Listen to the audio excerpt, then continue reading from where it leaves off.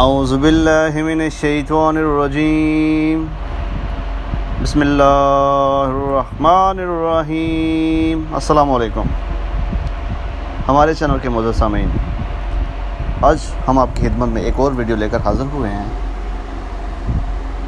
جس کا عنوان ہے پاکستان میں مشہور 9 آسیب زدہ جگہیں۔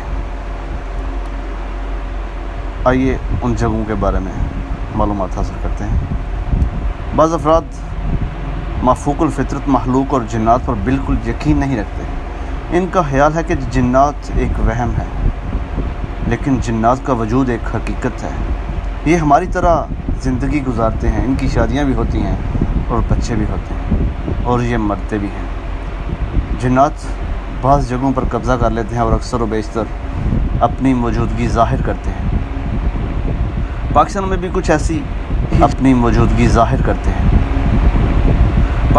کچھ ایسی ہی جگہیں ہیں جہاں کئی افراد نے کچھ غیر معمولی سائے یا سرگرمیوں کو دیکھنے کا دعویٰ کیا ہے۔ آئیے دیکھتے ہیں وہ جگہیں کون سی ہیں۔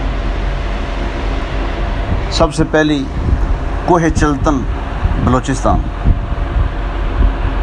چلتن کے پہاڑی علاقہ میں واقع سب سے بلند چوٹی، جسے کوہ چلتن کہا جاتا ہے، ایک پر اسرار جگہ ہے۔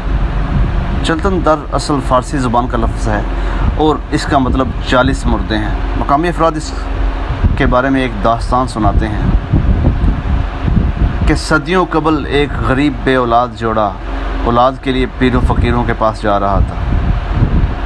کسی بزرگ کی دعا قبول ہوئی اور ان کے پاس ایک دو نہیں بلکہ 40 بچوں کی ولادت ہوئی۔ یہ غریب جوڑا اتنے سارے بچوں کی کفالت نہیں کر سکتا تھا، چنانچہ انہوں نے ایک بچے کو اپنے پاس رکھ کر 39 بچے پہاڑ پر چھوڑ دیے۔ کچھ عرصہ بعد عورت یہ سوچ کر پہاڑ پر گئی کہ شاید ان بچوں کی موت واقع ہو چکی ہوگی، لیکن وہ سب وہاں زندہ تھے۔ بیوی خوشی سے شوہر کو یہ بتانے کے لیے واپس آ گئی اور ایک بچہ جو ان کے پاس تھا وہ بھی پہاڑ پر ہی چھوڑ گئی۔ کچھ دیر بعد دونوں میاں بیوی پہاڑ پر پہنچے تو سارے بچے غائب تھے۔ مقامی افراد کا کہنا ہے کہ انہی 40 بچوں کے رونے کی آوازیں اکثر و بیشتر سنائی دیتی ہیں۔ دوسری جگہ ہے موٹا پیلس، کراچی۔ یہ محل 1927 میں قائم کیا گیا اور بھارت کی تقسیم کے وقت اسے بند کر دیا گیا۔ اس پیلس کو میوزیم میں تبدیل کر دیا گیا ہے۔ یہاں کام کرنے والے عملہ کا کہنا ہے کہ انہوں نے اکثر یہاں غیر معمولی سرگرمیاں دیکھی ہیں۔ یہاں چیزیں خود بخود اپنی جگہ سے حرکت کرتی ہیں اور ملازمین چیزوں کو مختلف جگہوں پر پاتے ہیں۔ اکثر یہاں کی روشنیاں مدھم ہو جاتی ہیں۔ یہاں تعینات گارڈز کے مطابق رات کے وقت یہ سرگرمیاں تیز ہو جاتی ہیں اور انہیں کسی کی موجودگی واضح طور پر محسوس نہیں ہوتی۔ اور تیسری جگہ ہے ڈالمیا روڈ، کراچی۔ ڈالمیا روڈ پر آدھی رات کو سفر کرنے والے اکثر افراد نے ایک دلہن کو دیکھا ہے۔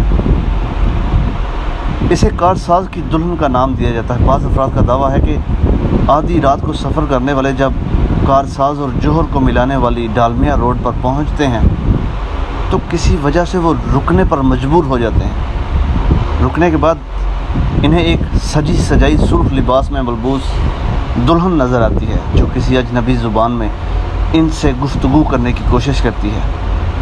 ڈرائیورز کا پہلا خیال یہی ہوتا ہے کہ کسی پریشان حال دلہن کو مدد کی ضرورت ہے، لیکن جیسے ہی وہ اسے دیکھنا شروع کرتے ہیں یکایک اس کی شکل بدل جاتی ہے اور دیکھتے ہی دیکھتے وہ ایک خوفناک چڑیل کا روپ دھار لیتی ہے۔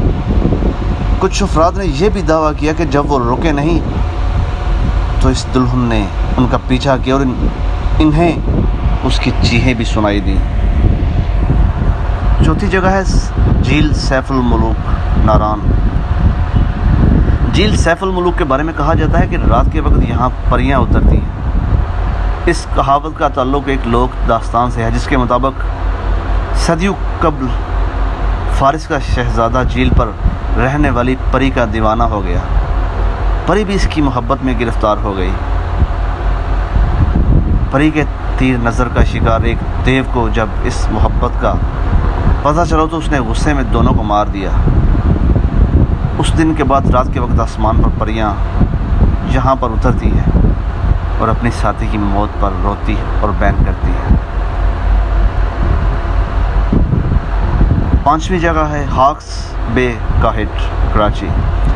कराची के हॉक्स बे पर वाक़ एक मशहूर हिट आसेब ज़्यादा मशहूर है और इसे कोई किराया पर नहीं ले सकता।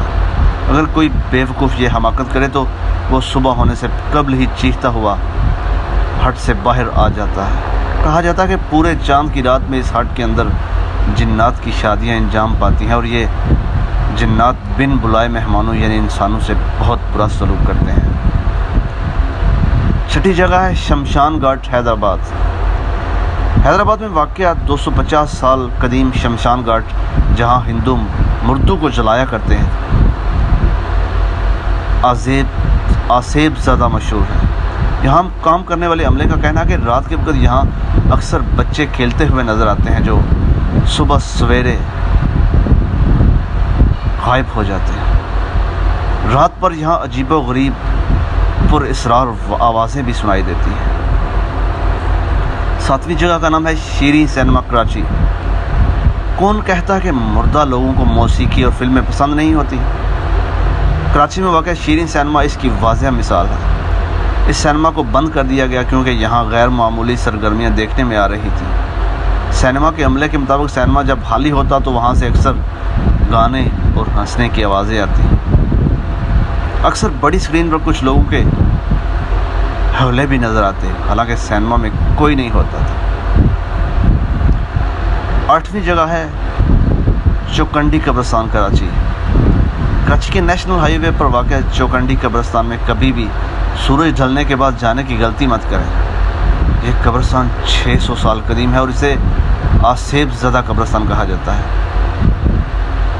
करीब की आबादी में रहाइश पजीर अफराद का कहना है कि शाम होते ही यहाँ पुरअसरारियत का राज हो जाता है और यहाँ से गैर मानूस आवाज़ें और हौले नज़र आते हैं। 9वीं जगह किला शेहूपुरा। शेहूपुरा में वाक़ ये किला नहायत अबतर हालत में है और कोई भी इसे दुरुस्त करवाने की हिम्मत नहीं रखता।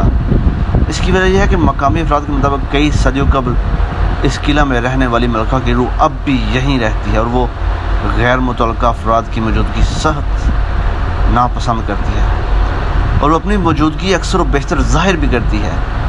किसी फ़लसफ़ी ने कहा है कि सबसे बड़ा बोझ खुद इंसान है। तो क्या आप इन जगहों का दौरा करने की हिम्मत रखते हैं? तो जी नाज़रीन, अगर आपको हमारी वीडियो पसंद आई हो तो हमारा चैनल ज़रूर सब्सक्राइब करें। वीडियो देखने का शुक्रिया। अस्सलाम वालेकुम।